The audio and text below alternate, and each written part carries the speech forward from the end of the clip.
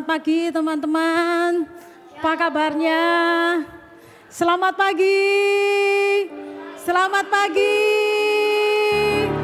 Wah, senang sekali melihat tangan-tangan melambai. Saya percaya sekali tangan-tangan melambai ini datang ke sini mau terus jalan hidupnya disertai Yesus. Amin. Amin. Mari saya undang teman-teman yang kepingin banget supaya jalannya di dalam kehidupan ini setiap langkah-langkahnya disertai Yesus. Saya undang untuk bangkit berdiri. Nah, kita ini mau jalan nih bersama Yesus. Tapi kan kita tahu ya, dalam jalan kehidupan itu tidak selalu rata. Sambil kita jalan bersama Yesus, kadang kita mengalami jalan mendaki, jalan menurun, tapi kita terus jalan, benar? Nah, kita mau jalan bersama Yesus. Saya mau ajak teman-teman di sini, kita sama-sama mengalami seperti apa sih suka duka jalan bersama Yesus. Saya ajak untuk semuanya bergeser ke arah tengah, merapat. Ini ada kamera, mungkin yang di baris depan bisa ke belakang ya. Keluar dulu dari kursi. Ke depan dulu, jadi bikin barisan sebaris gitu ya. Nanti kalau ada yang baru datang minta tolong teman-teman hospi diarahkan langsung masuk di dalam barisan. Kita mau jalan beserta Yesus gitu ya. Kita mau jalan beserta Yesus. Mari silakan ambil posisi. Jangan khawatir, tasnya aman, kursinya aman. Kita mau jalan-jalan bersama Yesus. Tembus ke kursi. Jadi nanti awalnya kan kita masih jalan di tempat. Tapi kalau saya bilang mulai gerak, ya. Jadi kita mau sepur-sepuran gitu ya. Tapi nggak keluar kursi, cuman ke kiri, ke kanan gitu ya. Biar panjang, agak panjang, maju-maju, bukan ke belakang. 5 baris saja. Enggak, 5 baris saja. Jadi memang jalannya ke kiri dan ke kanan. Gini, saya kasih contoh ya. Saya kasih contoh, singer saya ya. Nanti kalau saya bilang jalan dalam suka, jalan dalam duka. Ya, coba ya saya nyanyi sekilas. Jalan dalam suka, jalan dalam duka, jalan sertanya setiap hari. Jadi nanti kita akan seperti itu. Jadi cuma 5 baris ke belakang saja, yang lain langsung pindah. Ya. Jadi masuk di dalam kursi. Langsung sekarang. Ya sudah, enggak apa-apa lah. Ingat ya, awalnya jalan di tempat dulu. Tunggu kode dari saya. Jika saya bilang mulai gerak, baru gerak ke kanan. Dan setiap ada kata jalan, kita berbalik arah ke kiri. Oke? Mari sama-sama. Jalan di tempat dulu ya. Jalan serta Yesus, jalan sertanya setiap hari. Jalan serta Yesus, serta Yesus. Siap-siap gerak ke kanan. Jalan sertanya setiap hari. Jalan serta Yesus, serta Yesus selamanya. Jalan dalam suka, jalan dalam suka, jalan dalam duka, jalan sertanya setiap hari. Balik, dalam suka, jalan dalam duka, serta Yesus selamanya. Stop. Bapak Ibu, gini aja, dalam posisi ini merapat saja sudah. Merapat. Jangan buru-buru balik tempat duduk, merapat dulu. Tetap di barisnya tidak berubah. Jadi kalau baris 2 ya tetap di baris 2 ya. Oke, kita ulang lagi ya. Kalau ada kata jalan berjalan ya, bergerak. Jalan serta Yesus, jalan sertanya setiap hari. Jalan serta Yesus, serta Yesus selamanya. Mulai gerak. Jalan dalam duka, jalan dalam duka, jalan sertanya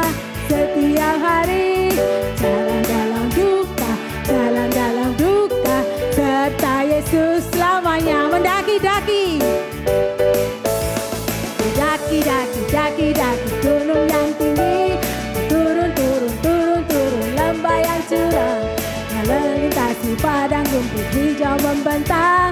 Yesus besertaku, di kanan kau ada, di kiri kau ada, di dua wadah, di bawah kau ada, di suka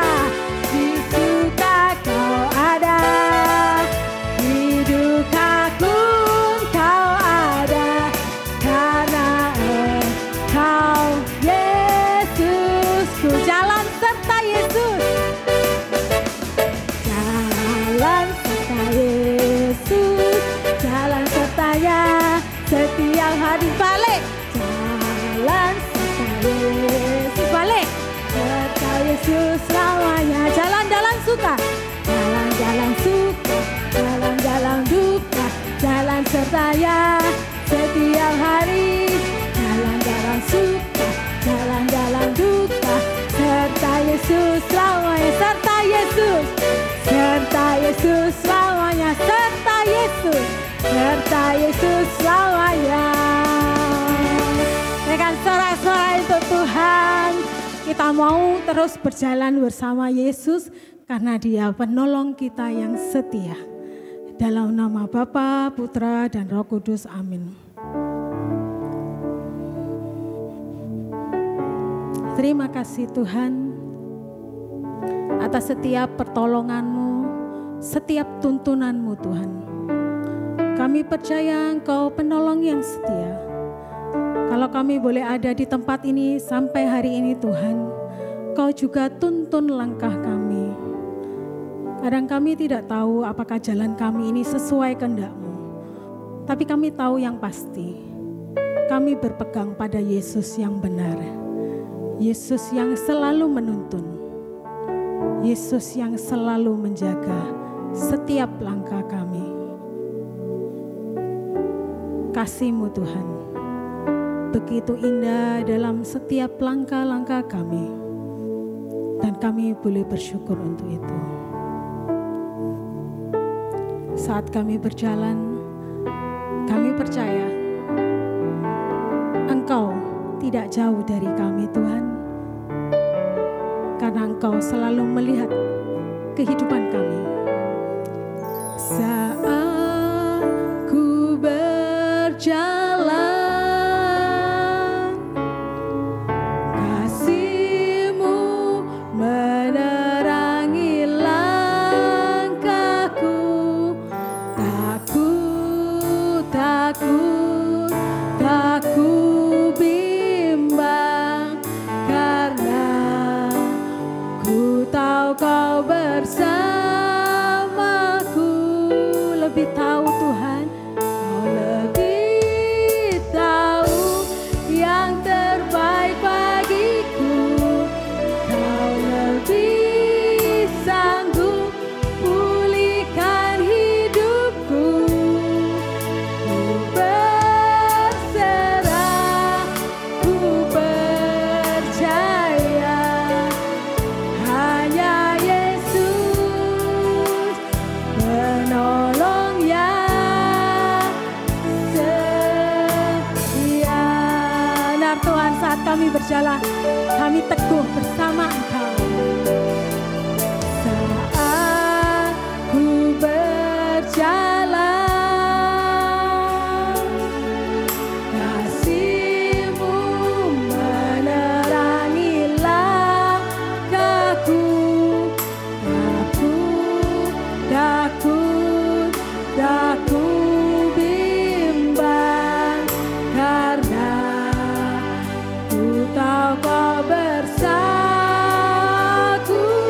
Lebih tahu Yesus, tahu yang terbaik bagiku. Benar Tuhan, lebih sanggup pulihkan hidupku. Berserah padamu Tuhan, berserah, ku percaya, ku percaya, hanya Yesus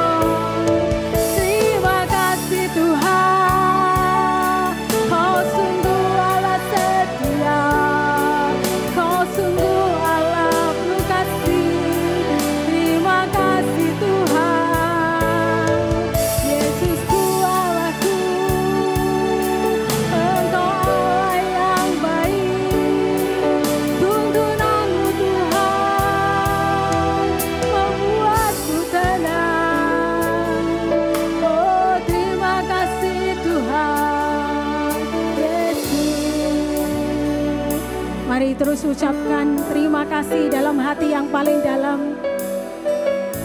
Teruslah bersyukur. Teruslah berterima kasih karena Tuhan begitu baik di dalam kehidupan ini. Begitu baik di dalam setiap langkah hidup kita. Oh, terima kasih Tuhan. Oh, terima kasih Yesus. Terima kasih Tuhan Yesus. Di saat kami bangun pagi, Engkau hadir menyertai, memberikan berkat-berkat-Mu, perlindungan-Mu, utuh dari pagi, siang, sore, hingga malam kami tidur kembali. Terima kasih Tuhan. Terima kasih Tuhan.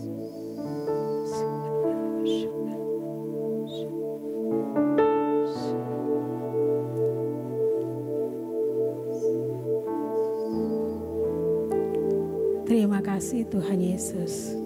Kau jaga keluarga kami, pekerjaan kami, sekolah anak-anak. Terima kasih Tuhan. Terima kasih Tuhan.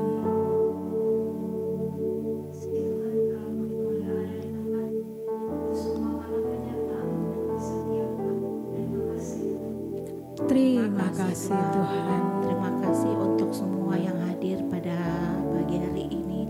Terima kasih Tuhan untuk setiap juga kesehatan yang Engkau berikan kepada kami semua. Terima kasih Tuhan. Terima kasih Tuhan. Terima kasih juga Tuhan atas segala kebaikan dan kasih-Mu dalam hidup kami. Terima kasih Tuhan. Terima kasih Tuhan.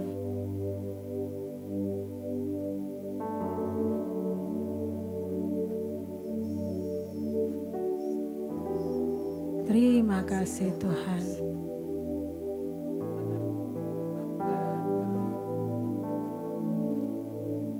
Terima kasih Tuhan.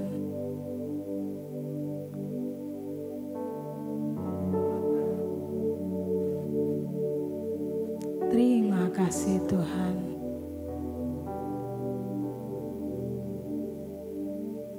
Terima kasih Tuhan.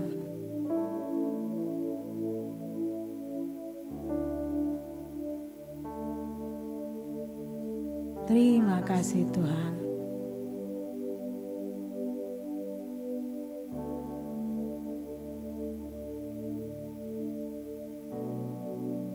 Terima kasih Tuhan.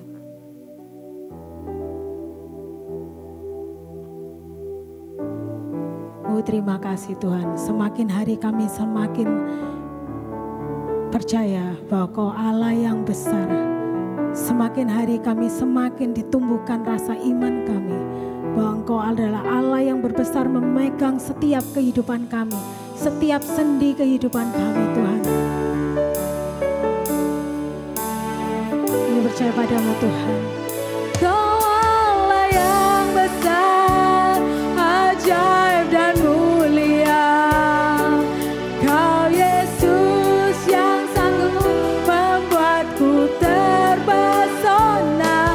Segala pujian bagimu ya Tuhan. Hanya Kau yang layak ku agungkan.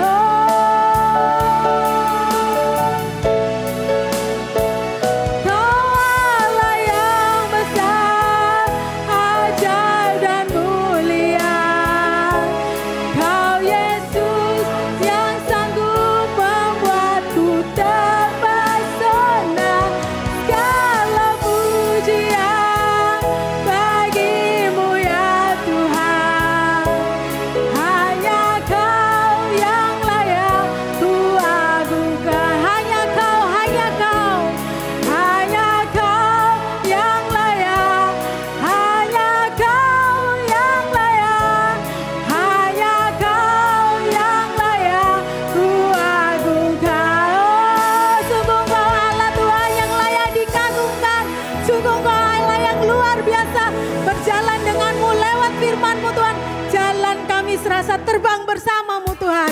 Mari Tuhan, biarlah firman-Mu boleh menggenapi setiap kami. Firman-Mu boleh terus menuntun setiap langkah kami agar benar di mata-Mu saja.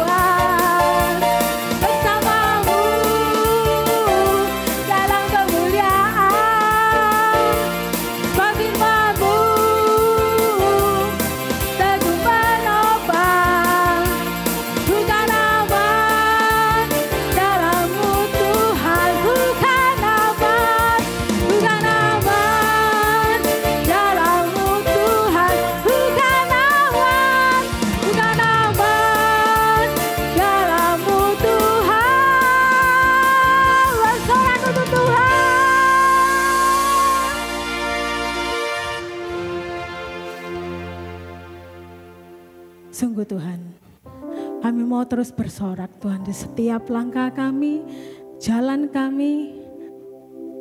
Saat kami berjalan bersamamu, setiap langkah kami penuh arti Tuhan. Mungkin jalan kami tidak terselami bagi pikiran kami. Tapi Engkau tahu, jalan ini adalah jalan terbaik. Biarlah kehidupan kami Tuhan, setiap langkah yang kami pilih, boleh menyenangkan hati-Mu, dan kami berjalan sesuai rencana-Mu, dan biarlah kemuliaan-Mu boleh dinyatakan.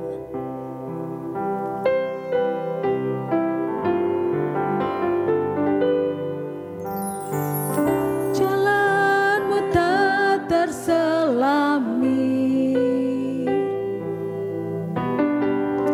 oleh setiap hati kami.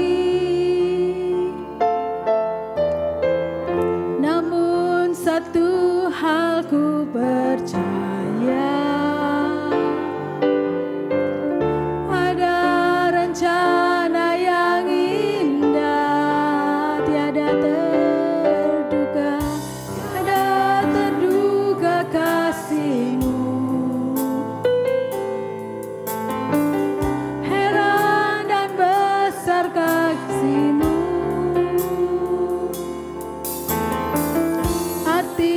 Kehadiran-Mu selalu nyata di dalam hidupku. Penyertaan-Mu sempurna, rancangan-Mu penuh damai, aman dan sejahtera walau di tengah badai. Rasakan keindahan hati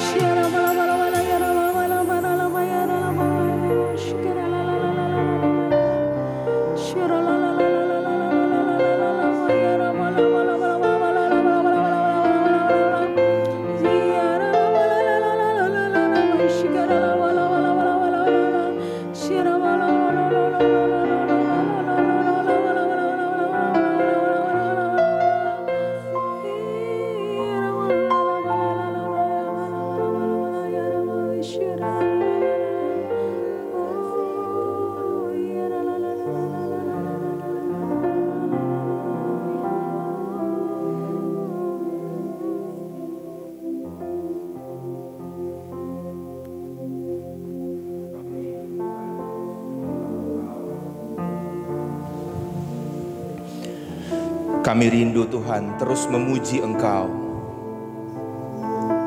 Di dalam hidup kami sungguh merasakan kami butuh Engkau Tuhan.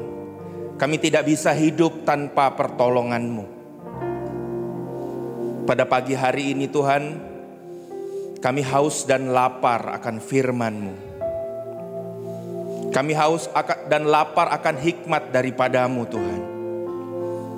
Biarlah di tempat ini Tuhan Kau segarkan roh kami dengan firman yang Kau berikan sendiri. Pakai hamba-Mu yang sederhana ini Tuhan untuk boleh menyampaikan isi hati-Mu. Agar kami terus bisa berjalan seiring dengan-Mu. Terima kasih Tuhan. Terus berkata-katalah, terus berfirmanlah. Kami siap mendengarkan. Kemuliaan kepada Bapa dan Putra dan Roh Kudus, seperti pada permulaan, sekarang, selalu, dan sepanjang segala abad. Amin. Dalam nama Bapa dan Putra dan Roh Kudus. Amin. Shalom. Selamat pagi. Bapak Ibu yang terkasih, apa kabar? Sehat semuanya? Puji Tuhan. Tadi pagi kita sudah diajak sedikit olahraga ya, jalan-jalan ya. Jalan-jalan serta Yesus. Ya, meskipun jalannya cuman dekat-dekat gitu ya. Tapi enggak apa-apa. Setidaknya ada sedikit gerakan yang bisa membuat kita segar. Sebelum saya mulai, perkenankan saya untuk sedikit memperkenalkan diri. Mungkin ada beberapa yang belum kenal dengan saya. Saya tahu ada beberapa yang sudah, tapi ada beberapa juga yang belum kenal. Nama saya Joy, ya, lengkapnya Joy Wala. Saya dari Paroki Roh Kudus. Saya sudah menikah, 1 istri cukup, ya, karena 1 aja nggak habis-habis, ya. Tapi puji Tuhan kami dikaruniai 4 orang anak. Jadi rumah kami cukup rame Bapak Ibu ya. 4 orang anak zaman sekarang itu cukup membuat hidup kami itu begitu dinamis gitu ya. Pagi hari ini saya diminta untuk sedikit membawakan renungan tentang satu tema jalan pintas versus jalan Tuhan. Ya, jalan pintas versus jalan Tuhan. Ini direkam ya, YouTube ya. Direkam ya, oke. Berarti kita akan membuat satu jejak digital gitu ya. Semoga saya nggak ada yang salah ngomong gitu ya. Bapak Ibu yang terkasih, bicara tentang jalan pintas, saya percaya bahwa manusia itu cenderung untuk mencari jalan pintas. Betul apa betul? Betul ya. Hari ini mungkin saya akan membuka dengan satu pertanyaan.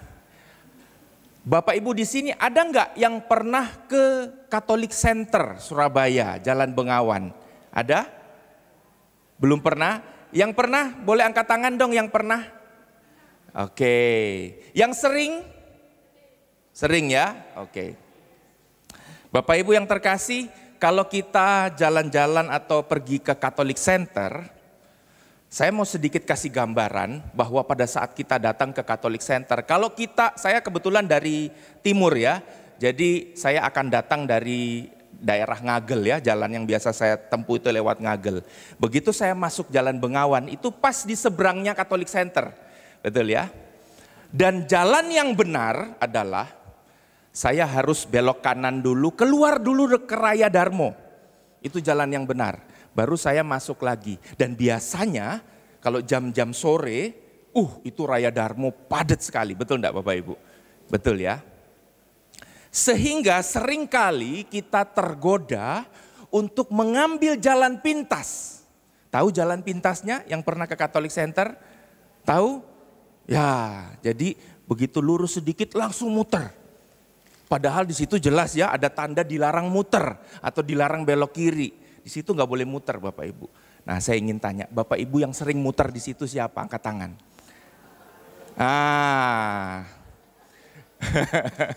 Kalau yang dari barat memang nggak terasa ya. Tapi kalau di timur pasti punya pengalaman itu. Termasuk yang di depan juga pernah muter Bapak Ibu di situ ya. Kalau udah buru-buru, Kalau udah telat ini gitu ya, terus ngelihat di depan Raya Darmo, mobilnya berhenti semua, itu godaan itu sangat besar. Dan seringkali kita kalah dengan godaan itu, akhirnya sudahlah muter di sini.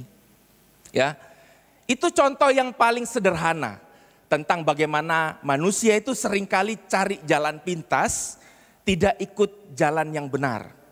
Apalagi di situ cukup sepi ya jalan. Saya kadang-kadang juga mikir begini, kenapa ya di situ nggak boleh muter ya? Padahal di situ nggak rame jalanannya. Kalau lampu merah di depan itu lagi merah, di situ sepi banget, hampir nggak ada mobil yang lewat. Tetapi saya nggak tahu kebijakan dari polisi seperti apa, tapi di situ yang jelas tidak boleh memutar. Nah, kalau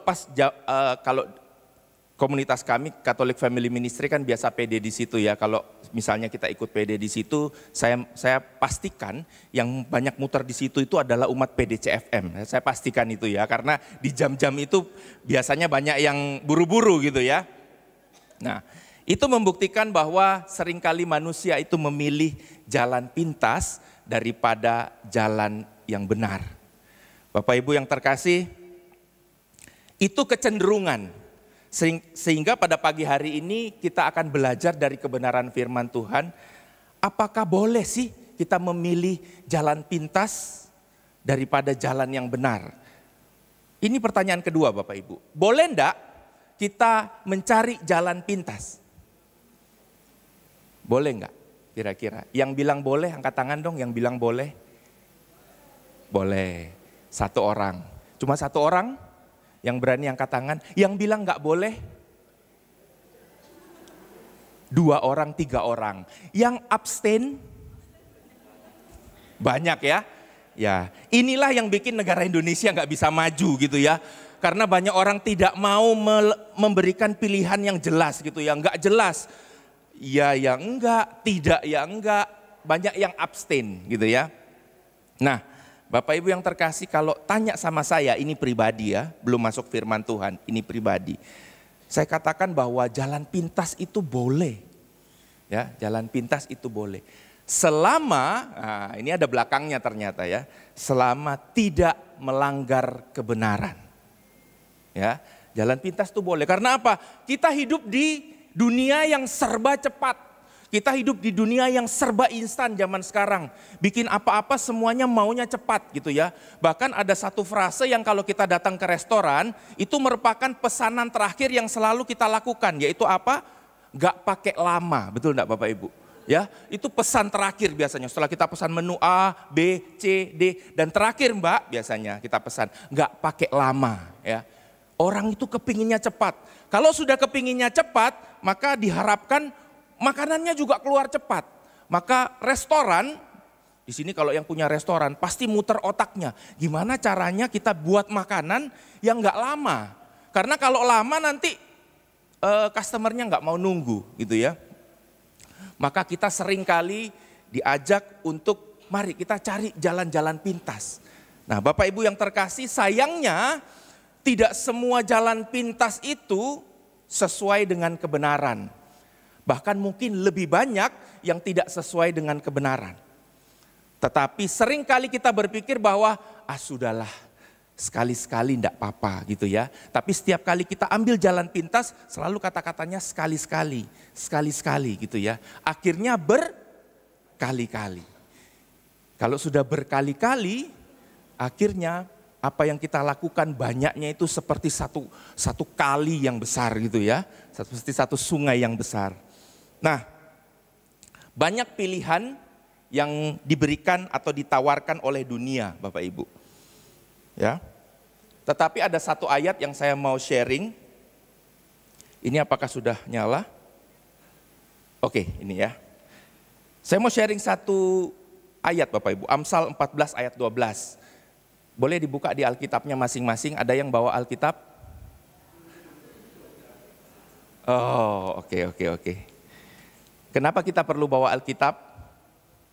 Karena yang diberkati itu buku Alkitab gitu ya, benda suci ya. Kalau Android suci, saya belum pernah lihat sih diberkati oleh Romo gitu ya. Ya. Tapi zaman sekarang, kenapa kok orang tidak mau bawa Alkitab? Karena ada jalan pintasnya. Betul ya? Nah, tapi tidak apa-apa. Kalau ini tidak menyalahi kebenaran firman Tuhan ya. Tetap kita baca firman yang sama. Asalkan kita tahu pasti ini firman yang benar. Amsal 14 ayat 12. Di situ dikatakan apa? Ada jalan yang disangka orang lurus tetapi ujungnya maut. Orang sering menyangka ada jalan-jalan yang disangka lurus. Apa yang jalan yang disangka lurus? Jalan yang gampang. Jalan yang kelihatannya, oh ini kemungkinan berhasilnya besar. Oh jalan ini enak. Oh jalan ini kelihatannya pasti berhasil. Banyak orang menyangka jalan seperti itu adalah jalan yang benar. Ya, bahkan ada yang berdoa begini, Tuhan kalau Engkau merestui keputusan yang aku ambil ini, lebarkanlah jalannya, gitu kan. Dan ternyata, ya begitu kita lihat, nah ini jalan yang paling lebar ya ini gitu ya. Padahal kita tidak mengecek apakah jalan yang kita ambil itu sudah sesuai atau belum dengan firman Tuhan. Maka saya mau katakan bahwa tidak semua jalan yang terlihat baik adalah benar. Sekali lagi ya, ini penting soalnya. Ini adalah landasannya. Tidak semua jalan yang terlihat baik adalah jalan yang benar.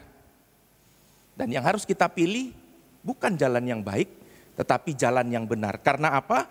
Karena jalan yang baik belum tentu benar, jalan yang benar pada akhirnya akan membawa kebaikan. Itu bedanya. Bapak Ibu yang terkasih, saya ingat dulu waktu saya masih SMA, saya punya satu guru matematika yang sangat galak.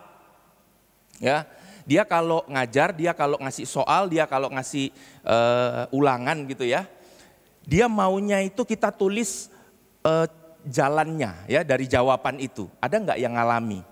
Ya, jadi ada guru-guru yang kalau kasih soal dia mau step-stepnya ditulis. Kalau stepnya salah itu mengurangi nilai. Tapi kalau stepnya betul, tetapi kadang-kadang kita salah hitung, akhirnya hasilnya salah, itu masih ada maaf. Dan biasa maafnya itu cukup besar gitu ya, kalau salahnya adalah salah hitung. Tetapi kalau stepnya salah, ini pengurangannya cukup besar. Nah, dia pernah menjelaskan begini kepada saya. Kepada semua ya, enggak cuma khusus kepada saya, kepada semua murid dia bilang begini. Jawaban kalau stepnya tidak ada, maka saya anggap jawaban itu mungkin benar. Ya, apakah pasti salah? Tidak. Apakah bisa benar? Bisa. Mungkin benar. Tetapi bisa jadi jawaban yang benar itu didapat dari cara berpikir yang salah. Bisa enggak terjadi? Bisa. Ya, hitung kancing gitu kan. Ini gitu ya. Jawabannya benar tapi cara berpikirnya salah. Dia bilang, ya. Tapi kalau kita tulis cara berpikir kita, step-stepnya seperti apa, maka meskipun hasil akhirnya salah, saya tahu bahwa itu cuman masalah kesalahan hitung. Tetapi cara berpikirnya benar. Maka saya lebih menghargai katanya orang atau anak yang cara berpikirnya benar, meskipun mungkin hitungannya salah. Nah itu kata guru matematika saya. Guru matematika itu terkenal paling killer gitu ya. Jadi kalau kita tebak-tebakan nggak bisa. Karena biasanya di zaman itu kami itu senjatanya kalau udah nggak tahu caranya main tebak-tebakan aja ya. A, B, C, D hitung kancing gitu ya. Yang mana yang keluar gitu itu yang disilang gitu ya. Tapi dia minta ada jalan. Bapak Ibu yang terkasih, hari ini dengan zaman yang begitu cepat dunia itu selalu menawarkan cara yang instan. Bapak Ibu pernah lihat iklan enggak? 7 hari kita bisa kurus, kita bisa kehilangan berat badan 8 kg. Pernah lihat iklan itu? Nah, 7 hari saja, turun 8 kg. Saya yakin kalau yang kepingin kurus, wah pasti langsung dibuka iklannya. Gimana caranya itu ya? Dalam 7 hari bisa susut 8 kg. Nah, ada seorang YouTuber yang bilang begini, sebenarnya gampang kok. 1 hari aja bisa susut 8 kg kalau mau. Caranya gimana Bapak Ibu? Potong tangannya kiri dan kanan, potong kaki kiri kanan. Hilang langsung 8 kg gitu ya. Gampang katanya. Karena itu jalan pintas. Bapak Ibu yang terkasih, kalau kita mau sehat itu butuh proses enggak? Butuh proses, nggak bisa dalam 1 hari, 2 hari, 3 hari nggak bisa. Tapi butuh proses yang mungkin cukup panjang sehingga membentuk tubuh kita sehat. Dan akhirnya bentuknya, bobotnya, semuanya ideal. Hari ini juga menurut survei, banyak orang yang suka sekali nonton atau konten YouTube atau konten medsos yang membahas tentang bagaimana kita cara cepat menjadi kaya. Ya, cara cepat menjadi kaya. Nah, dan di situ banyak dibahas gitu ya. Oh, gampang kalau mau jadi kaya, invest di sini, invest di situ, atau lakukan ini, lakukan itu. Bapak Ibu yang terkasih, dunia ini menawarkan cara-cara yang instan. Tapi saya terkesan dengan, saya pernah dengar satu konten dan di situ dia bilang begini, sebenarnya kalau pengen cepat kaya, itu sebenarnya ada 3 cara. Dan ini kemungkinan berhasilnya cukup besar. Yang pertama adalah minta sama Tuhan supaya lahir sebagai anak orang kaya. Itu pasti kaya. Ya, itu yang pertama. Yang kedua, cari pasangan orang kaya. Nah, itu juga pasti kaya. Gitu ya.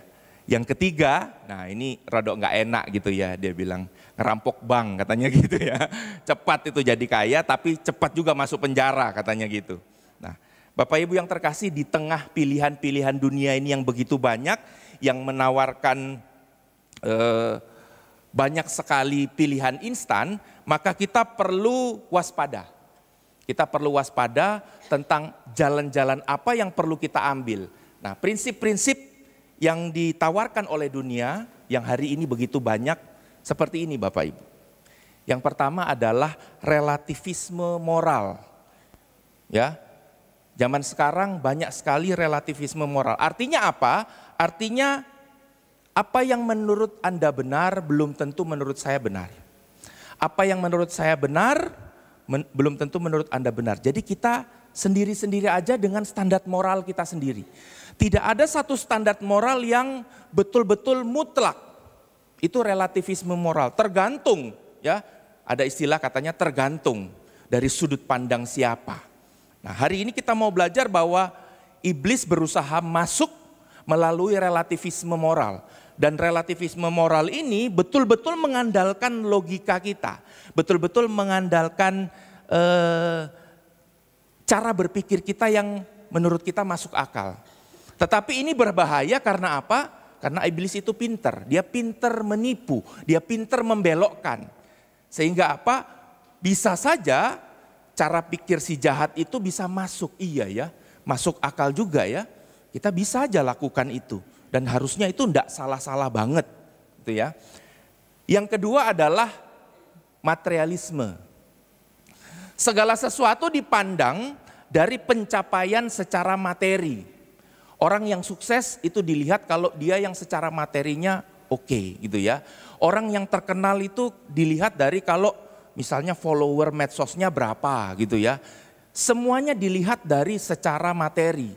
Itu materialisme. Dan hari ini banyak orang yang akhirnya yang dikejar itu bukan lagi kehidupan kekal, yang dikejar bukan lagi kebenaran, tapi yang dikejar adalah materi.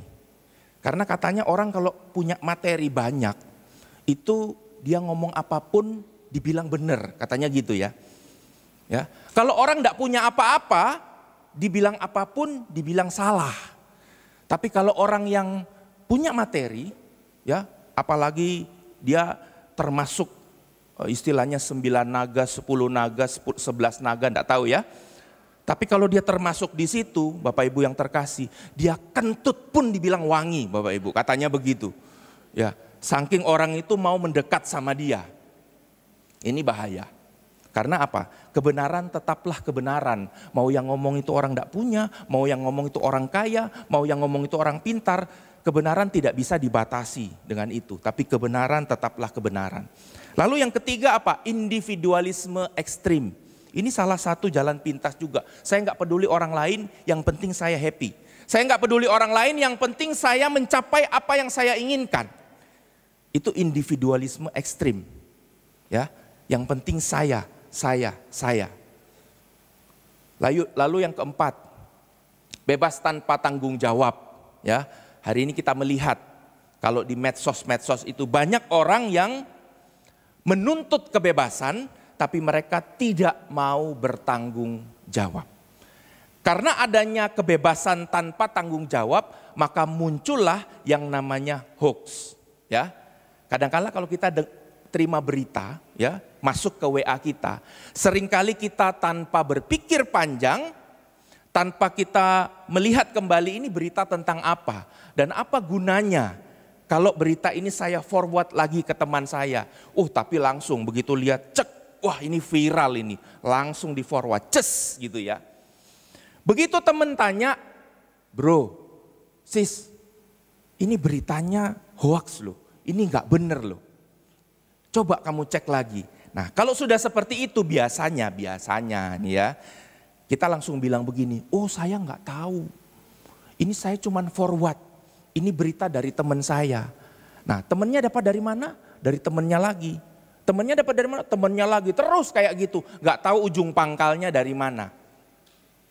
Maka hati-hati dengan kebebasan tanpa tanggung jawab. Kalau hari ini kita diberikan kebebasan. Manusia adalah makhluk yang diberi kebebasan maksimal sama Tuhan. Manusia adalah makhluk yang paling disayang oleh Tuhan karena dia adalah ciptaan yang paling mulia. Dan apa yang membuat manusia itu ciptaan yang paling mulia? Karena Tuhan memberikan dia kebebasan untuk menentukan jalan hidupnya. Mau ikut Tuhan ataupun tidak. Ya, sehingga kita perlu bebas tetapi tetap bertanggung jawab.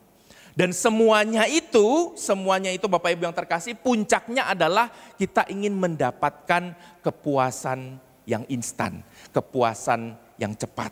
Kita nggak mau tunggu lama-lama. Kita nggak mau jalani hidup ini dengan benar. Kita nggak mau jalani hidup ini dengan tekun, dengan setia, nggak mau. Ya, kita mau pokoknya saya masih muda pun saya udah bahagia gitu ya. Padahal nanti kita lihat apa yang Tuhan berikan kepada kita, jalan hidup apa yang Tuhan mau kita jalani. Nah, Tuhan memberikan pilihan jalan pintas atau jalan benar. Apa yang ditawarkan oleh jalan pintas? Kenyamanan, ya, popularitas, kesuksesan instan, kesuksesan yang cepat. Lalu semuanya itu meskipun kita capai, kalau kita lakukan hanya dengan jalan pintas, maka yang kita dapatkan adalah kebinasaan. Nah, di sini saya tidak mengatakan bahwa semua jalan pintas itu salah. Tidak. Tidak semua jalan pintas itu salah. Makanya jelas di sini jalan pintas versus jalan benar. Yang artinya apa? Jalan pintas yang salah adalah jalan pintas yang bertolak belakang dengan jalan benar. Kalau jalan pintas yang sesuai dengan kebenaran firman Tuhan, enggak apa-apa gitu ya. Ngapain kita muter kalau ada jalan yang lurus gitu ya. Ngapain kita belok-belok kalau ada jalan yang lurus. Tetapi kalau ada Tuhan di sana, it's okay, tidak ada masalah. Ya, tapi memang zaman sekarang sulit membedakan mana jalan yang sesuai dengan firman, mana jalan yang tidak sesuai. Makanya kita harus peka. Ya, cara menjadi peka bagaimana nanti kita akan bahas. Nah, kalau tadi jalan pintas menawarkan kenyamanan, menawarkan popularitas, kepuasan instan, maka jalan yang benar karena ini kebalikannya, ini biasanya ya, dia penuh dengan tantangan. Ya, penuh dengan proses lama, sulit. Ya. Lalu perlu penyangkalan diri. Nah, ini jalan benar yang ujungnya itu kehidupan kekal. Kalau jalan benar yang ujungnya bukan kehidupan kekal, yaitu namanya enggak benar gitu ya. Jalan benar pasti ujungnya kehidupan kekal. Butuh kesetiaan. Nah, 3 kata ini aja sudah bikin kita rada-rada ngeri gitu ya. Waduh. Saya mau pilih jalan benar, tetapi penuh tantangan, penyangkalan diri, butuh kesetiaan, tetapi ujungnya adalah kehidupan kekal. Jadi hari ini Bapak Ibu, kalau kehidupan kita itu penuh dengan penyangkalan diri, penuh dengan penderitaan, penuh dengan tantangan, ada kemungkinan besar kita sudah ada di jalan yang benar gitu ya. Kalau hari ini hidup kita wah semuanya happy ya, semuanya sudah terpenuhi. Kita perlu hati-hati. Saya bukan bilang bahwa oh Bapak Ibu yang bahagia hari ini pasti jalannya jalan yang salah, enggak ya. Tetapi kita perlu cek apakah kebahagiaan kita itu akan membawa kita pada kehidupan yang kekal. Karena apa?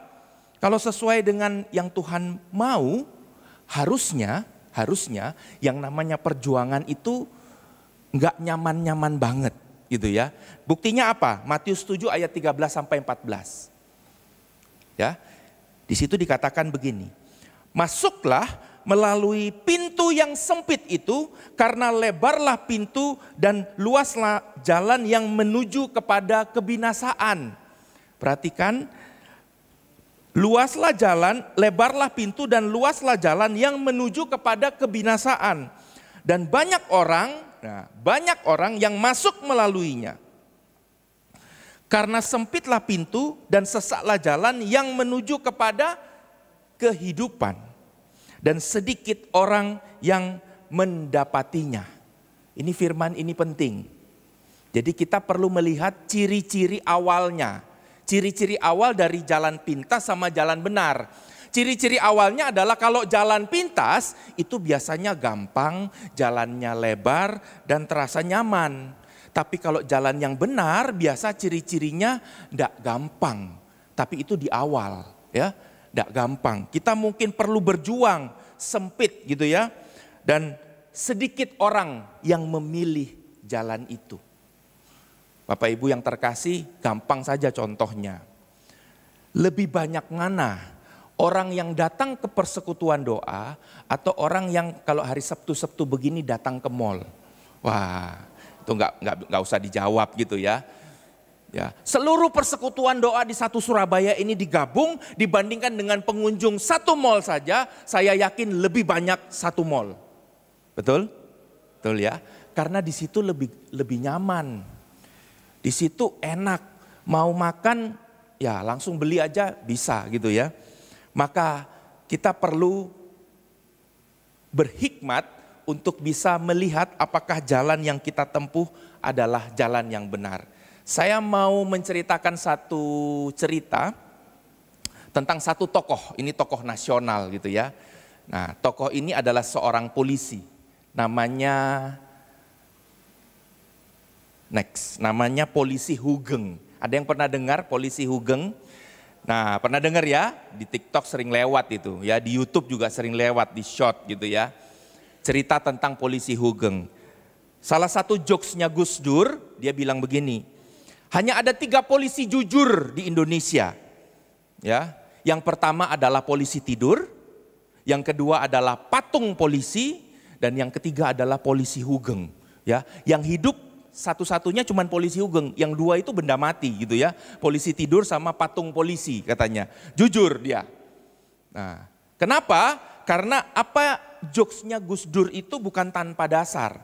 Tapi setelah saya coba lihat ceritanya dan dari beberapa sumber, ternyata Polisi Hugeng ini terkenal dengan pribadi yang sederhana, pribadi yang jujur dan tidak pandang bulu. Dia pernah menjadi Kapolri pada tahun 68 sampai 71. 3 tahun ya kira-kira ya, pernah jadi Kapolri.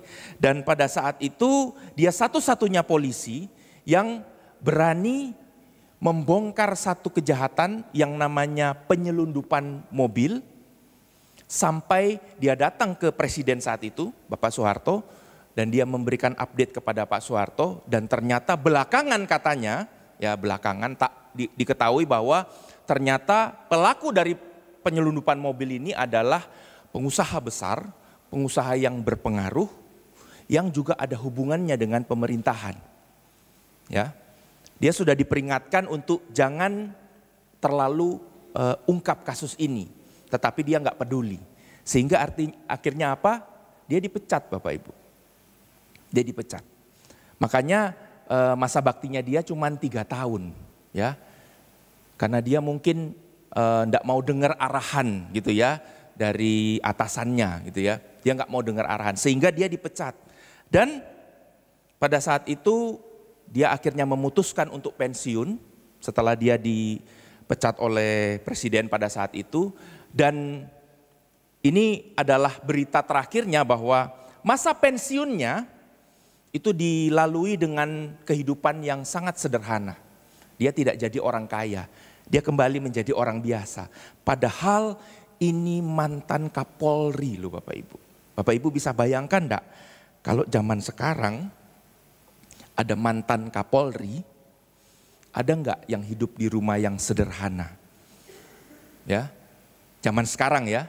Tapi Kapolri, mantan Kapolri Polisi Hugeng ini diketahui hidup di rumah yang sederhana.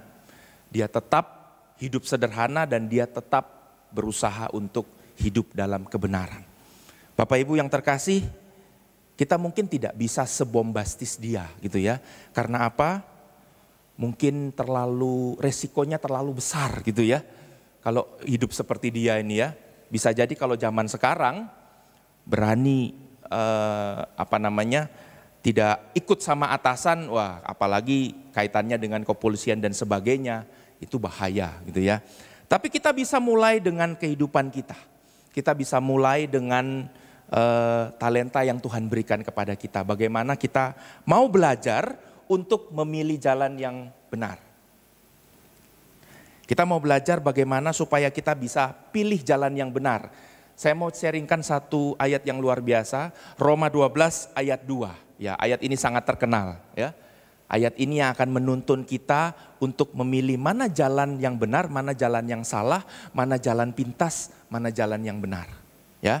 Mari kita baca sama-sama Bapak Ibu, pelan-pelan saja tapi resapkan dalam hati ayat ini. Karena ayat ini yang akan menuntun kita bisa memilih jalan yang benar.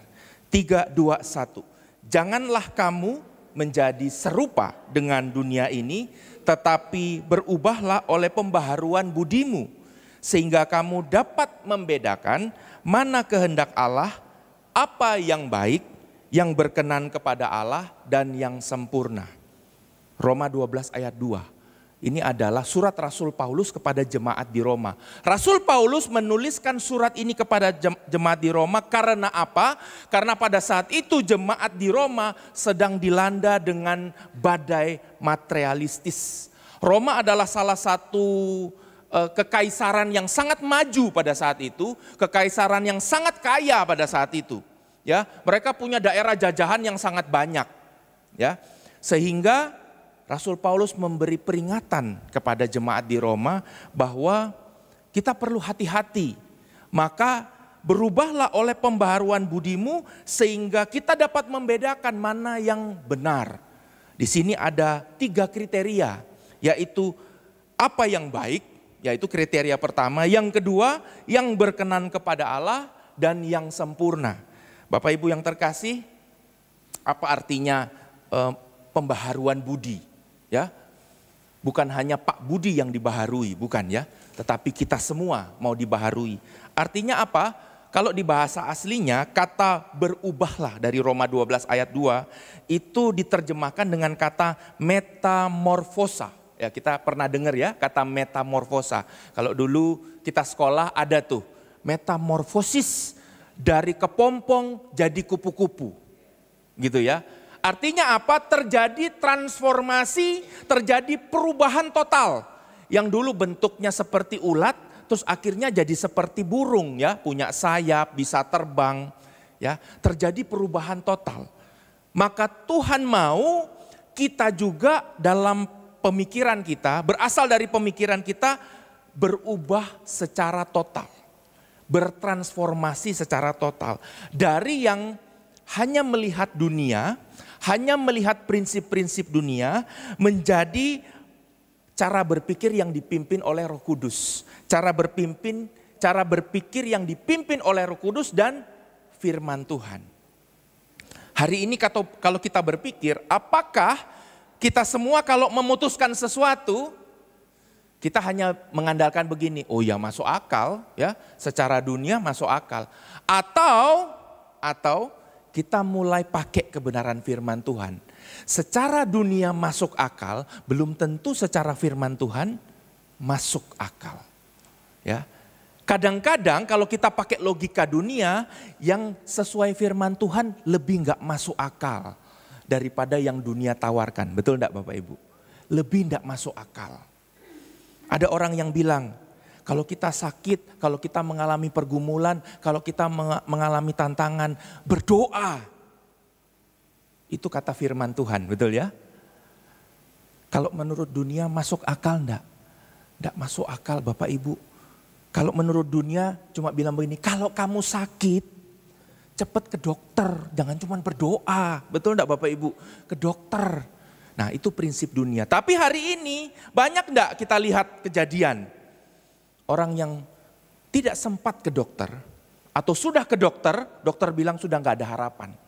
Tapi dia punya iman yang luar biasa dan kesembuhan terjadi. Bahkan dokter pun enggak tahu, ini sembuhnya gimana caranya gitu ya. Saya sedikit kagum dengan orang yang datang kepada saya waktu saya ada pelayanan ke Timor Leste. Ya pada saat itu kami ada acara camp di sana, ada acara retret di sana, dan selesai retret ada sepasang suami istri yang datang kepada kami dan minta didoakan. Lalu saya tanya, mau minta didoakan apa? Dia bilang, iya saya mau minta didoakan karena saya sakit, ya pencernaan saya ini tidak benar. Pencernaan saya ini setiap kali saya makan muntah, setiap kali saya makan muntah. Karena dasarnya saya ini juga masih kadang-kadang separuh orang dunia gitu ya. Saya tanya sama dia, sudah ke dokter belum? Sebelum saya doakan saya tanya, sudah ke dokter belum? Tapi jawaban dia sampai sekarang saya ingat. Dia bilang begini, enggak, saya belum ke dokter. Saya mau minta didoakan saja. Karena saya percaya Tuhan pasti sembuhkan saya.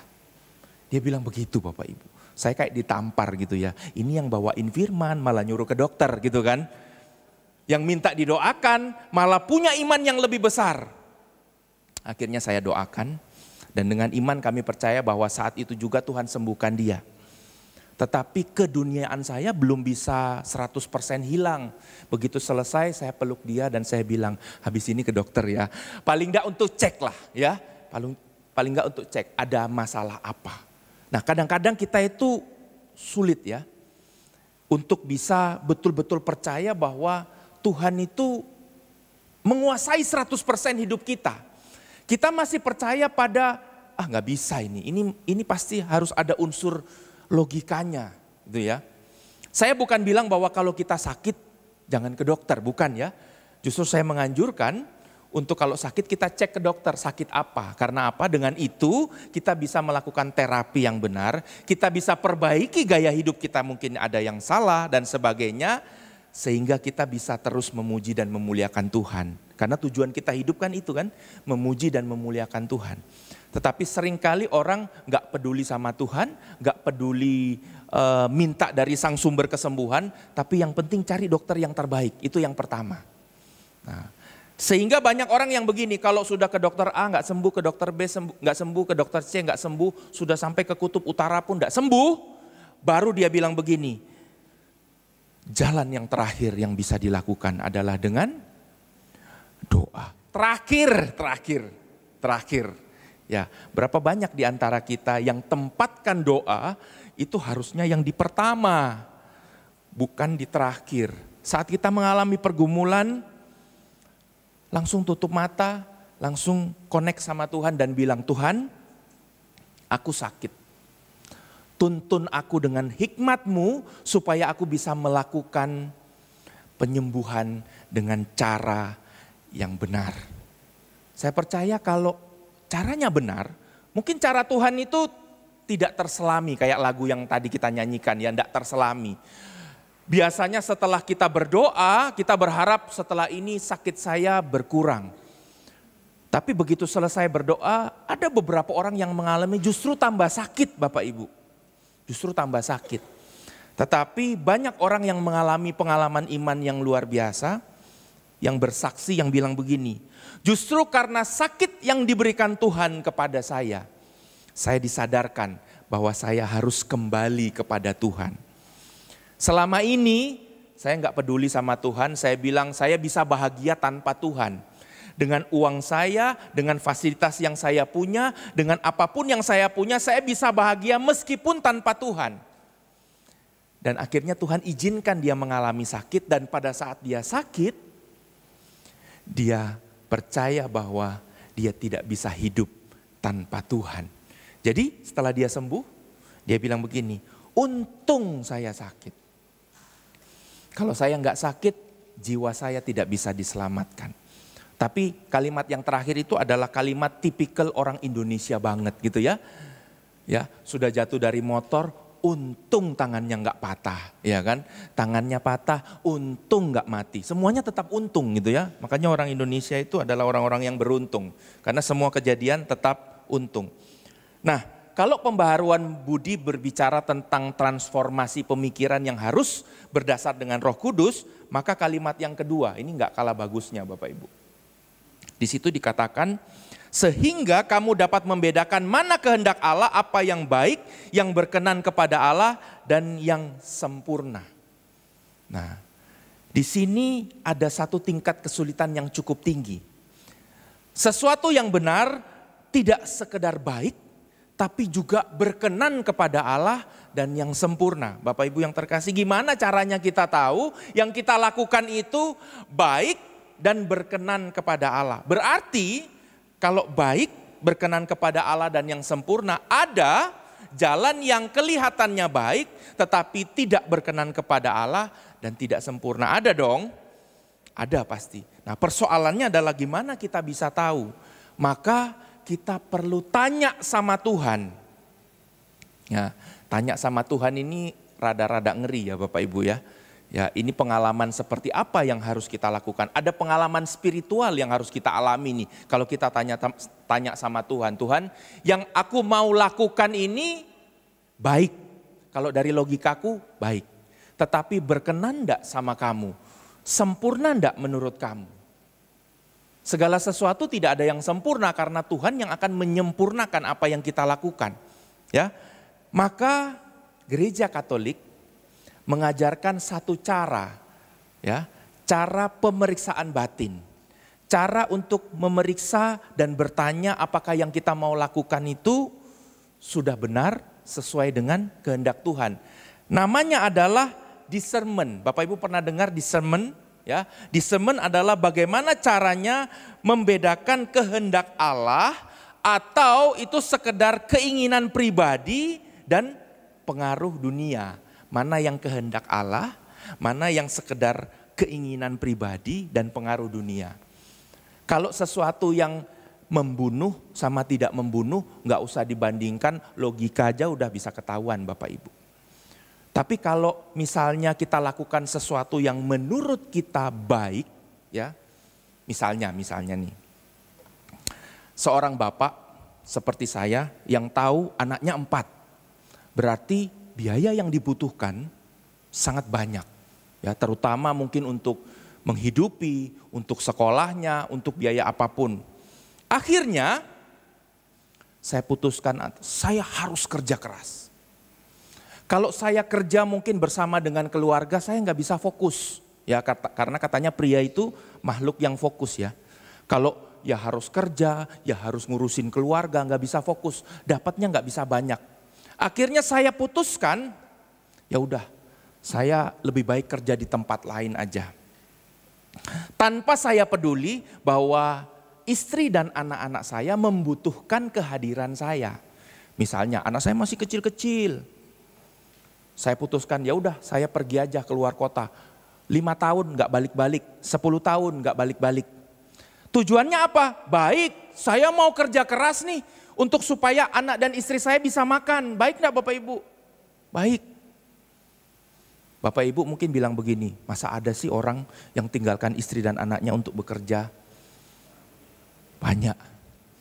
Saya punya tetangga dulu, saya kaget Bapak Ibu.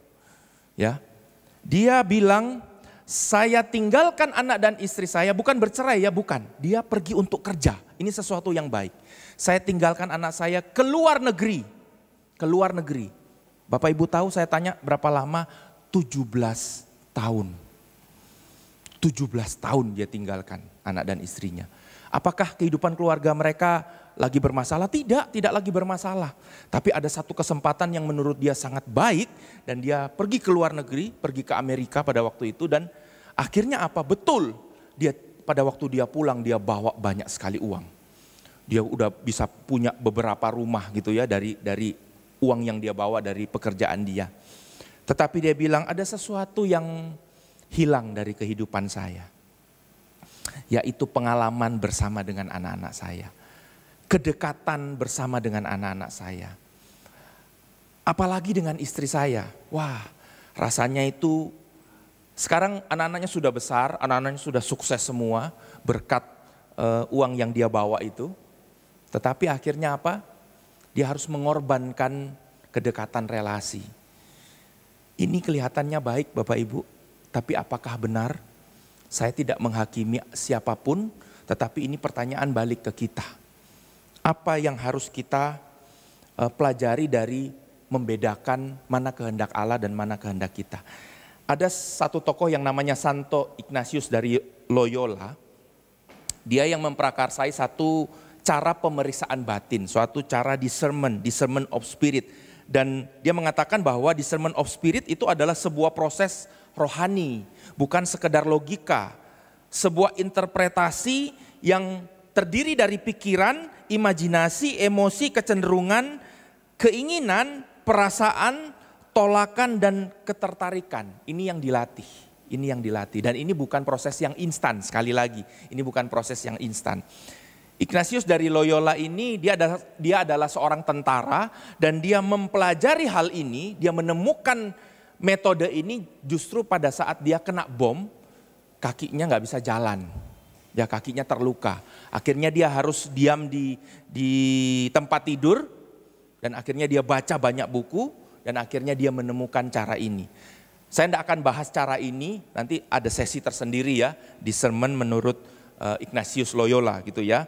Biasanya kalau Bapak Ibu cari romo-romo Yesuit, mereka hebat dalam hal discernment ya, dengan pakai metodenya Ignatius Loyola. Maka saya mau katakan bahwa Yohanes 14 ayat 16 ini mengatakan dengan jelas dan tegas, akulah jalan kebenaran dan hidup, dan tidak ada seorang pun yang datang kepada Bapa kalau tidak melalui aku. Yang artinya apa? Yesus Kristuslah satu-satunya jalan kebenaran. Artinya apa? Kalau kita mau yang pasti-pasti benar, lakukan apa yang Yesus lakukan. Ini gampang Bapak Ibu saya ngomongnya, tapi jalaninnya sulit. Karena apa yang Yesus lakukan adalah dia datang, dia melayani, dia sangkal diri, dia panggul salib. Apakah kita siap di dalam hidup kita ini mengalami ini? Banyak orang tidak siap. Tetapi dari firman ini jelas. Tidak ada seorang pun yang datang kepada Bapa kalau tidak melalui aku. Kalau kita mau ke kehidupan kekal bersama dengan Bapa, ya, kehidupan kekal kan ada dua cabang ya Bapak Ibu ya. Satu bersama dengan Bapa, satu bersama dengan, ya itu ya, yang merah-merah itu ya, yang matanya agak merah, ya badannya agak merah gitu ya. Nah kita mau kehidupan kekal yang bersama dengan siapa? Pasti bersama dengan Bapa gitu ya. Maka satu-satunya jalan adalah melalui Yesus Kristus. Melakukan apa yang Yesus lakukan. Kalau Yesus panggul salib, ya berarti kita pun harus panggul salib Bapak Ibu. Kalau sampai hari ini ada yang bilang hidup saya happy-happy aja, belum ada salib rasanya gitu ya. Nah berarti hati-hati. Mungkin ada yang salah di dalam hidup kita. Kalau hari ini kita tidak dipaksa untuk sangkal diri, hati-hati. Mungkin masih ada yang salah dengan hidup kita. Tetapi kalau hari ini hidup kita begitu menderita karena mempertahankan kebenaran firman, maka jalan Bapak Ibu sudah benar. Kita semua berusaha untuk jalan ke sini Bapak Ibu. Mengutip satu ajaran yang diberikan oleh Yohanes Paulus II, ya. Di situ dia katakan begini, kita sering menemukan diri kita di persimpangan jalan, tidak tahu jalan mana yang harus dipilih, jalan mana yang harus dilalui. Ada begitu banyak jalan yang salah, begitu banyak ambiguitas. Ambigu berarti apa? Sesuatu yang kelihatannya benar dan sesuatu yang kelihatannya juga benar. Itu ambigu, itu ya. Kalau satu benar, satu salah itu gampang. Tapi kalau satu benar, satu kelihatannya juga benar, ini ambigu. Di saat seperti itu, jangan lupakan bahwa Kristus selalu dan satu-satunya jalan yang paling aman, jalan yang menuju pada kebahagiaan yang penuh, bukan kebahagiaan yang sementara dan abadi, Bapak Ibu. Ya, berarti apa? Kebahagiaan yang membawa kita kepada kehidupan yang kekal bersama Bapa di surga. Bapak Ibu yang terkasih, saya tahu zaman sekarang kebutuhan banyak. Kita dipaksa untuk berpikir bagaimana caranya menghasilkan uang yang cukup untuk kebutuhan kita. Dulu saya berpikir begini, kalau saya kerja dengan cara yang biasa, ya, dengan cara ngumpulin sedikit demi sedikit, ya. Saya pernah kerja di orang dapat gaji bulanan, saya usaha sendiri ngumpulkan keuntungan dari penjualan barang kecil-kecil mulai dari Rp100, Rp500, Rp1.000. Saya pikir kok lama banget ya kalau saya pingin kaya ya, lama banget. Karena pikiran kita seringkali sudah mulai kosong, sudah mulai bertanya, iblis masuk. Iblis bilang begini, ada satu cara untuk kamu cepat kaya.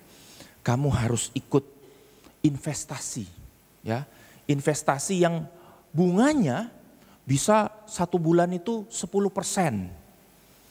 Nah, akhirnya saya ikut Bapak Ibu. Saya pernah ikut investasi yang bunganya 10%, 1 bulan. Bank mana yang kasih bunga 1 bulan 10%? Gak ada. Bahkan 1 tahun 10% aja zaman sekarang gak ada gitu ya. Tapi dulu ada investasi. Sampai sekarang juga ada. Saya berdoa semoga Bapak Ibu di sini gak ada yang ikut itu ya. Pada saat saya ikut itu, bulan pertama cair enggak uangnya? Bulan pertama cair sebagian. Puji Tuhan. Dibilang ini ya, pokoknya segini, bunganya segini 10%. Wah, puji Tuhan. Bulan kedua cair. Bulan ketiga cair. Bulan keempat ditanya, kamu enggak mau nambah tah? Ini wes 3 bulan cair loh. Wah, kira-kira tergoda enggak kita untuk nambah? Tergoda lah, 3 bulan nih. 3 bulan cair ketambahan 10% nih. Belum balik ini pokoknya, baru sebagian ini. Tambahlah, jebret. Bahkan kita pinjem orang lain untuk masukin di situ. Bulan keempat dibilang, ini sistemnya masih ada trouble. Yang senyum-senyum kayaknya pengalaman ini ya.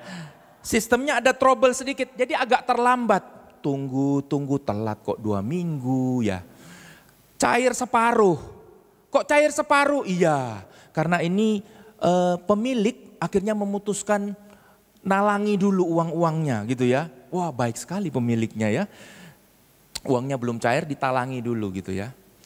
Yang kita enggak tahu itu adalah pencairan terakhir yang bisa kita nikmati. Ya. Banyak orang yang habis di sini. Banyak orang yang habis di sini. Ya, untungnya saya enggak sampai habis-habisan di situ, untungnya. Tapi lumayan pusing juga ya beberapa minggu gitu ya. Mikir ini uang hilang segini. Lalu berjalanlah waktu, kita udah merasa sudah tahu. Oh ya, kita udah tahu banyak investasi bodong ya yang ditawarkan.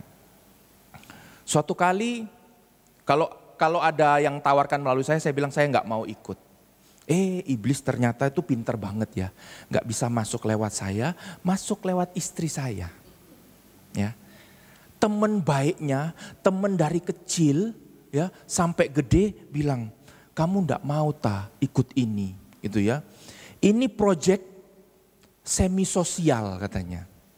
Semi sosial, uang sebagian dipakai untuk bantu orang miskin katanya. Wow, Karena istri saya itu orangnya sosial, lebih sosial dari saya. Begitu diiming-iming kata-kata ini proyek sosial. Dia bilang, gak apa-apa Be ya, kita ikut ya. Nah, pertama saya bilang, oh janganlah, itu udah biasa kan. Saya lihat skemanya mirip. Meskipun gak persis ya, karena variasinya banyak.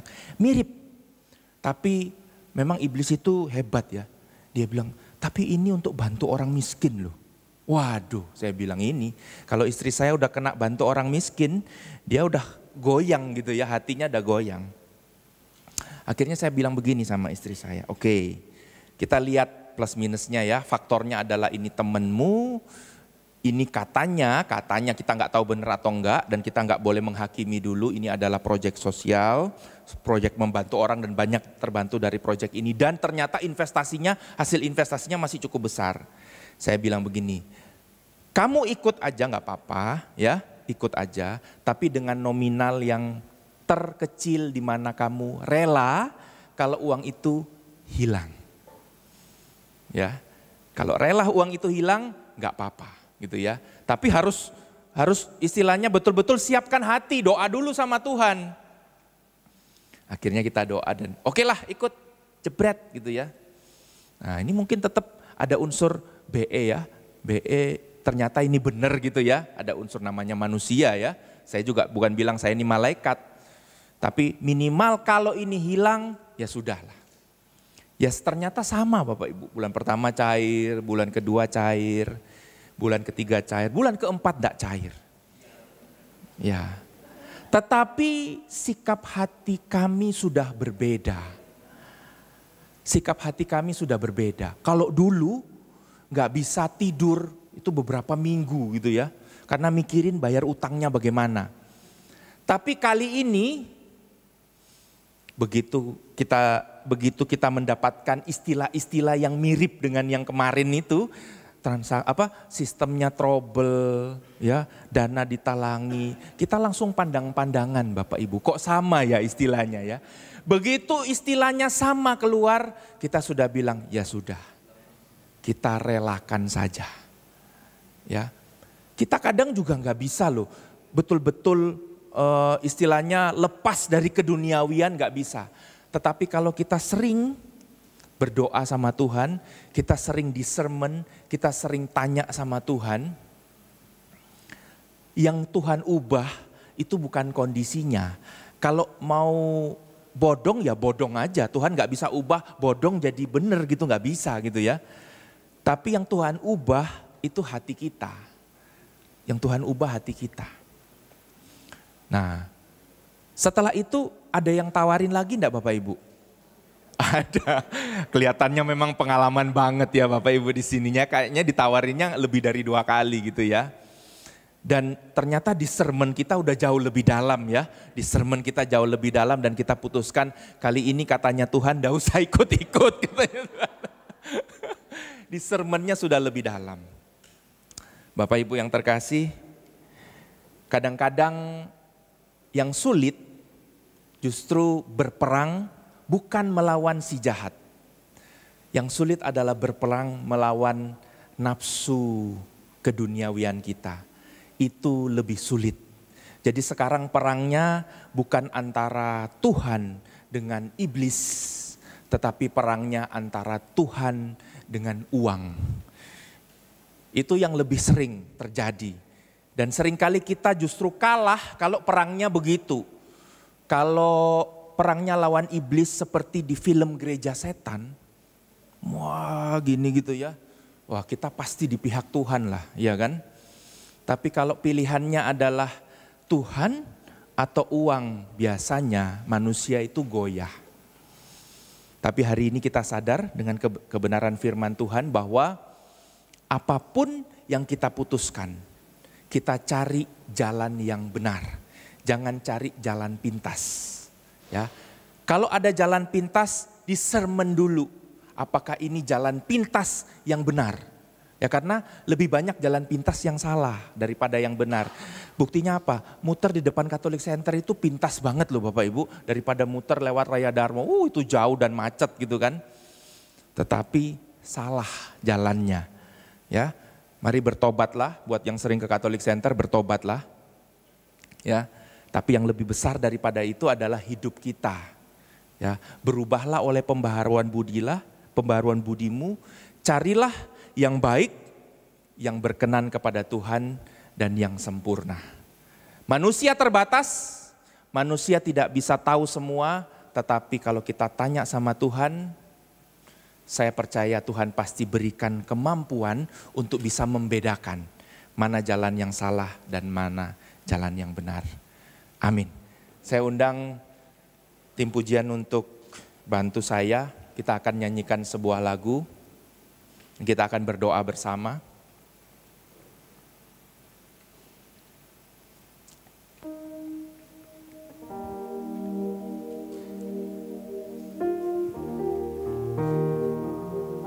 Mari kita tundukkan kepala Bapak Ibu. Kita merenung apa yang sudah kita lakukan selama hidup kita. Apakah kita lebih sering memilih jalan yang mengenakkan kedagingan kita? Atau kita memilih jalan yang kelihatannya sulit, tetapi itulah jalan yang Tuhan mau. Terkadang iblis menipu kita dengan kenikmatan dunia. Iblis menipu kita dengan kesulitan-kesulitan yang dia berikan kepada kita untuk menguji kita apakah kita kuat di dalam Tuhan. Hari ini kita diajak untuk belajar bagaimana cara membedakan mana yang sesuai dan mana yang tidak sesuai dengan kehendak Tuhan. Kita bukan manusia yang sempurna, kita perlu Tuhan. Kita perlu terus terkonek sama Tuhan melalui doa dan firman-Nya, agar kita bisa membedakan mana jalan yang berkenan kepada Tuhan. Kita katakan, ajarku memahami. Ajarku memahami semua yang Kau ingini, agar hidupku puaskan hatimu.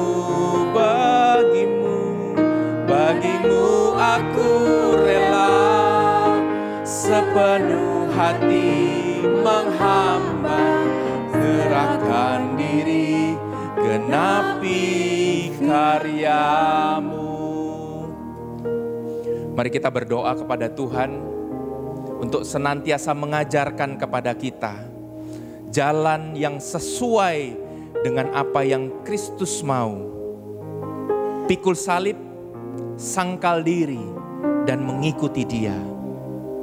Kita minta kekuatan dari Tuhan. Mungkin hari ini kita mengalami sakit penyakit, hari ini kita mengalami kebangkrutan, hari ini kita mengalami dikucilkan oleh teman-teman kita.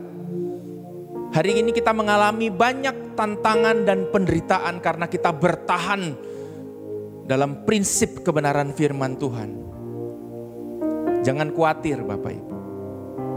Kristus masih ada. Yesus masih ada di dalam hidup kita.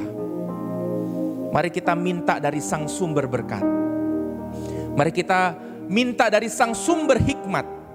Sehingga kita bisa membedakan mana yang benar dan mana yang tidak benar. Dalam nama Bapa dan Putra dan Roh Kudus, amin. Bapa yang Maha Kasih, kami bersyukur pagi hari ini.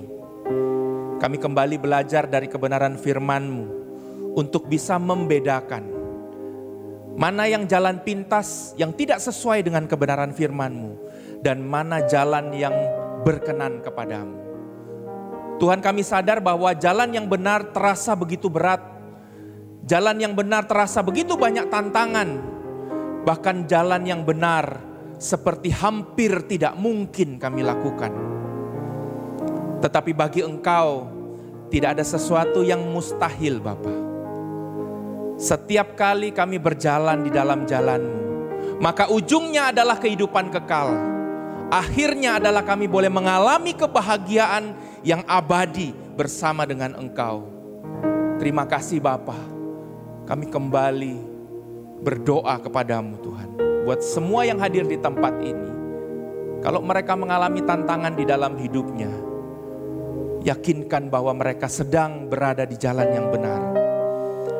Pada saat mereka mengalami tantangan tetapi mereka tetap mau hidup di dalam kasih Tuhan, kebenaran firman Tuhan, Engkau tetap ada bersama-sama dengan mereka.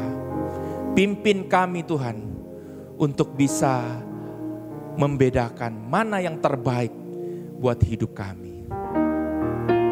Mari katakan sekali lagi, ajar kami untuk membedakan. Ajarku memahami semua yang kau ingini, agar hidupku puaskan hati. Katakan dengan penuh iman saudara. Bagimu aku rela sepenuh hati menghamba, genapkan diri, genapi karya. Katakan sekali lagi, ajarku memahami semua yang kau ingini, agar hidupku puaskan hatimu. Bagimu aku rela sepenuh hati menghamba, genakan diri, genapi karyamu. Mari kita bangkit berdiri, kita nyanyikan lagu ini dengan penuh iman dan penuh pengharapan.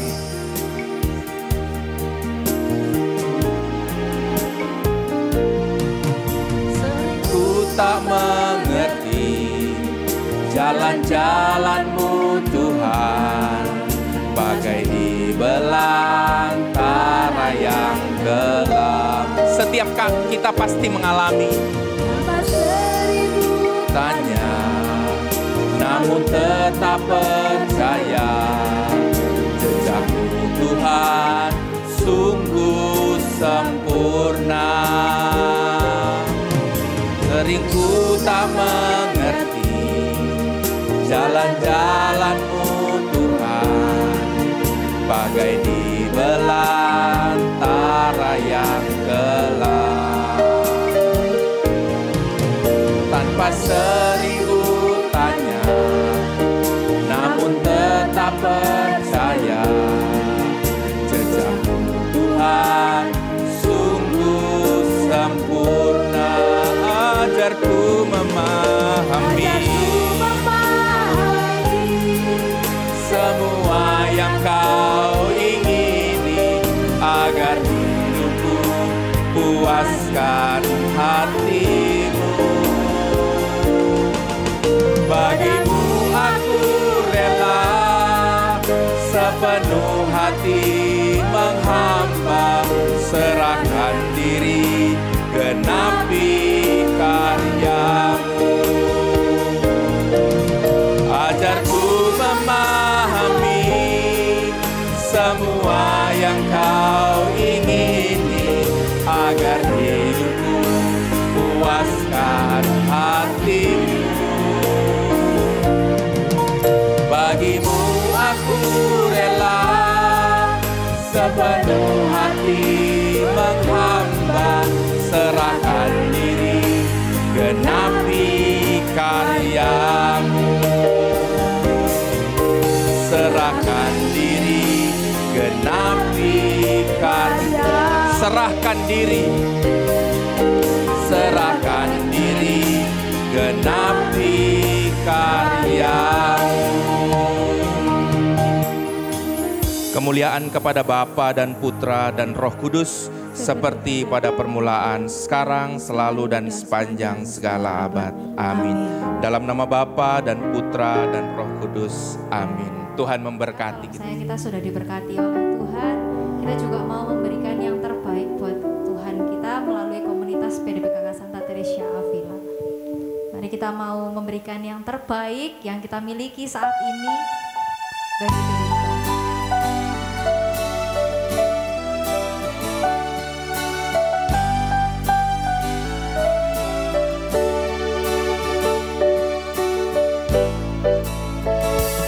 Allah turut bekerja dalam segala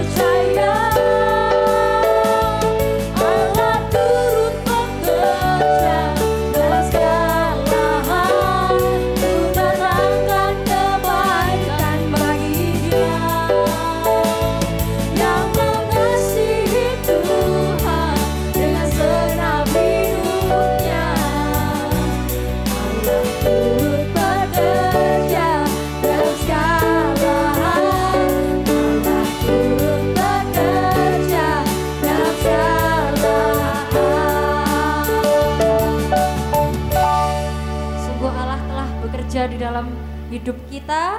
Kita mau mendengarkan sedikit pengumuman. Untuk di bulan ini kita akan tetap ada di dalam serial Kehidupan Kekal.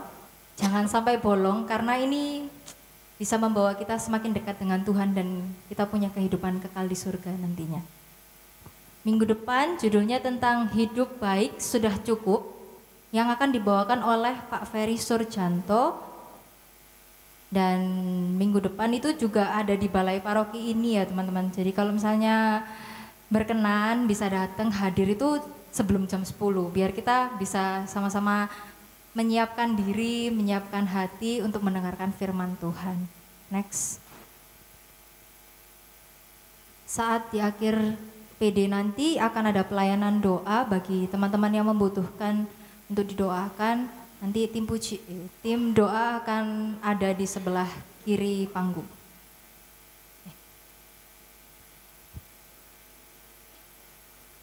Ada yang berulang tahun dalam minggu ini.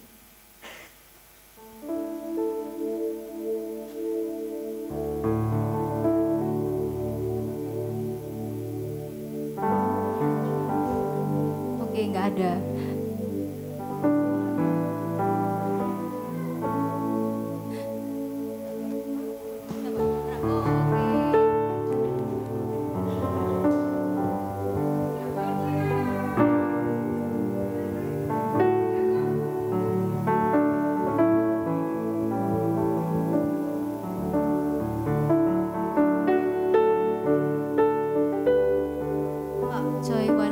Minta bantuan untuk doakan.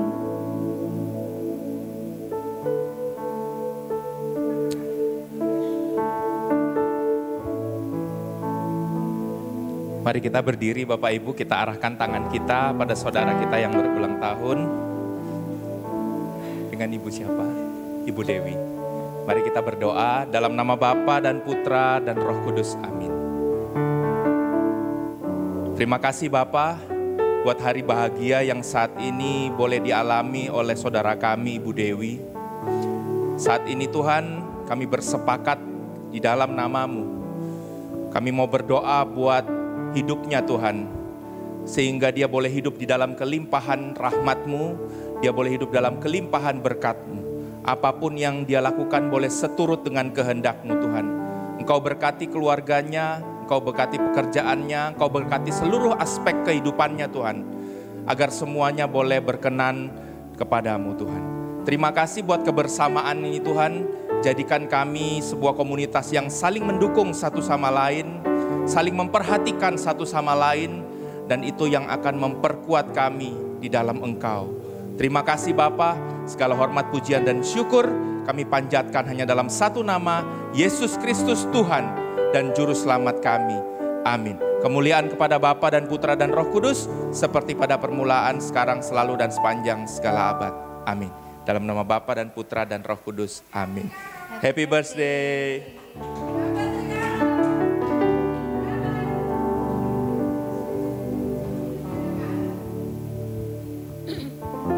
Sebelum kita menutup setiap rangkaian persekutuan doa pada hari ini, kita mau hening kembali, kita mau merasakan Roh Kudus. Sungguh terima kasih Tuhan untuk setiap firman yang boleh kami dengarkan melalui Pak Joywala. Tuhan, kami tahu bahwa kami akan dihadapkan dengan dua pilihan Tuhan. Kami akan memilih jalan pintas atau jalan kebenaran menurut kehendak-Mu Tuhan. Ajarkan kami mulai saat ini, kami tidak mau Tuhan menggunakan jalan pintas itu. Tapi kami mau terus melangkah bersama dengan Engkau Tuhan. Meskipun kami menghadapi kesulitan, meskipun kami menghadapi setiap tantangan di dalam hidup kami. Tapi kami mau tetap terus berada di jalan kebenaran bersama dengan Engkau Tuhan. Sungguh Tuhan, kami juga bersyukur Engkau telah memberikan Pak Joywala untuk dapat membawakan firman di tempat ini Tuhan. Terus jagai setiap kesehatannya Tuhan, untuk setiap keluarganya Engkau berikan selalu kelimpahan damai sukacita. Dan juga untuk setiap pelayanan ke depannya Tuhan, Engkau terus tambahkan iman yang dia butuhkan. Dan segala aspek kehidupannya Engkau selalu genapi Tuhan. Dan sebentar kami akan pulang ke tempat kami masing-masing. masing-masing Tuhan atau melanjutkan setiap perjalanan kami. Engkau yang terus tuntun sertai setiap kami Tuhan. Terima kasih Tuhan Yesus. Kemuliaan kepada Bapa dan Putra dan Roh Kudus, seperti pada permulaan, sekarang, selalu, dan sepanjang segala abad. Amin. Dalam nama Bapa dan Putra dan Roh Kudus. Amin. Sebab firman Tuhan terus ada bersama dengan kita. Kita mau menjadikan firman Tuhan adalah pelita bagi kaki kita. Maka kita mau bersama-sama.